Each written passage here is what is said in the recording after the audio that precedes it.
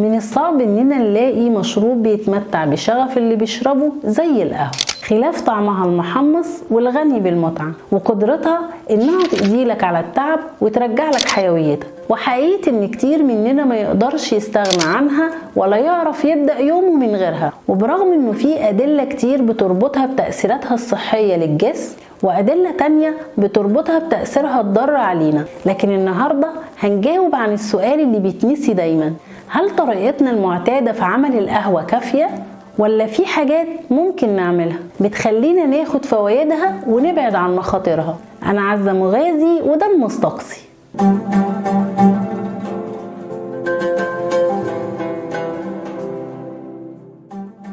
الحجة اللي بنشرب بيها القهوة أول ما بنصحى من النوم إننا مجهدين وعايزين حاجة تفوقنا، وده أول خطأ من 7 أخطاء هنتكلم فيهم النهاردة. وفي اللي بيقولك ما بشوفش قدامي لو ما شربتش فنجان القهوة أو ما بدأتش بيه يومي، وبرغم إنها حجة مقنعة لكن ما سألتش نفسك لو ما كناش اكتشفنا القهوة أو اللي مش بيشربوا القهوة جسمهم بيحل المشكلة دي إزاي. أكيد في وسيلة طبيعية ربنا اداها للجسم عشان يبدأ يومه. الوسيلة دي هي الكورتيزول أو ما يعرف بهرمون التوتر والاستعداد. الكورتيزول بيتم إفرازه من خلال الغدة الكظرية، دي غدة فوق الكلى بتفرز هرمونات منها المسؤول عن إنتاج الطاقة عشان الجسم يقدر يقوم بوظائفه.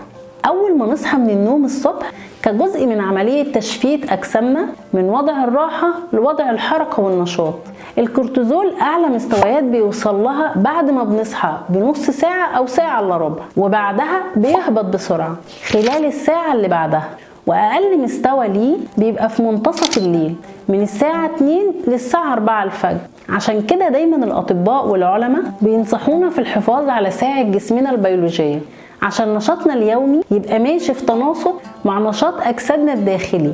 لما بتشرب القهوة أول ما بتصحى من النوم بيخليك تركب موجة الكورتيزول وهي في مجدها، وبيضاعف تأثير هرمون الكورتيزول، وده كفيل انه بيخليك تقضي باقي يومك متنرفز وفي حالة عصبية. عشان كده لو عايز تفوق بجد وما تبوظش يومك يبقى لو صحيت الساعة 6:30 الصبح يبقى أفضل ميعاد لقهوتك من الساعة 9:30 صباحا للساعة 11. تاني خطأ بنقع فيه هو طريقة التحضير. القهوة بتحتوي على مكونات زيتية، عشان كده بتلاقي في الكنكة بعد ما بتعمل القهوة مادة دهنية بتحسها وانت بتغسلها. المواد الزيتية دي بتسبب في رفع نسب الكوليسترول الضار، واللي بدوره مع الوقت بيسبب مشاكل في القلب وتصلب الشرايين. الوسيلة الوحيدة للتخلص من الزيوت دي هي استخدام الفلتر الورقي، وده هنلاقيه متوفر في أماكن كتير أو تشتروه أونلاين وسعره رخيص. الخطأ الثالث هو شرب القهوة اللي عليها سكر أو إضافات زي مبيض القهوة والكريمة، ده بيدخل مواد ضارة وسعرات حرارية، وبيبقى طريقك لقسم أمراض القلب والشرايين التاجية أو إدمان الطعام والإصابة بالسمنة. حاول تعود نفسك تدريجي إنك تستغنى عن السكر في قهوتك، ولو ما قدرتش يبقى نحاول ما نزيدش عن 6 معالق سكر صغيرة للسيدات في اليوم و9 للرجال، وده وفق توصيات معاهد القلب والمنظمات الصحية. أما بالنسبة للكريمة ومبيضات القهوة فحاول تستبدلها بشوية حليب، هيديك نكهة ويخفف حدة القهوة ويغنيك عن الإضافات الضارة. رابع خطأ هو معدل شرب القهوة اليومي. معدل شرب القهوة ما يتخطاش 5 فناجين، ولو بنشرب أقل من 2 لتر مية في اليوم يبقى نكتفي بفنجان واحد.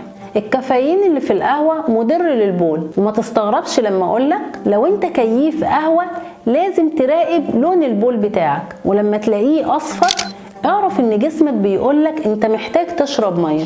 خامس خطأ هو شرب القهوة بعد الأكل مباشرة. شرب القهوة بعد الأكل بيمنع امتصاص كتير من الفيتامينات، عشان كده ما بناخدهاش بعد الأكل. خلي بينها وبين الوجبات والفيتامينات ساعة أو ساعتين. الخطأ السادس هو عدم شرب المية بعد القهوة، ده بيزود فرص تكوين حصوات الكلى ومشاكل صحية تانية كتير احنا في غنى عنها. مع كل كوباية قهوة اشرب كوباية مية. الخطأ السابع هو شرب القهوة قبل ميعاد نومنا. الكافيين اللي في القهوة بيدخل مجرى الدم في خلال مدة زمنية بتتراوح ما بين نص ساعة أو ساعة من شرب القهوة، وبيقعد مفعوله جوه الجسم من 6 ساعات ل10 ساعات. فعشان تحافظ على جودة نومك وما يجيلكش قلق يمنعك من النوم، حاول ما تشربش قهوة في أوقات متأخرة من يومك، خصوصا إن العلماء أجمعوا إن جودة النوم مرتبطة بجودة صحتنا وقوة المناعة. وافتكروا قبل ما يكتشفوا علاجات لكورونا كانت النصيحة الوحيدة من المجتمعات الطبية هي الحصول على قسط جيد من النوم. ومن هنا خلصت حلقتنا، وبتمنى لكم فنجان قهوة صحي ولذيذ.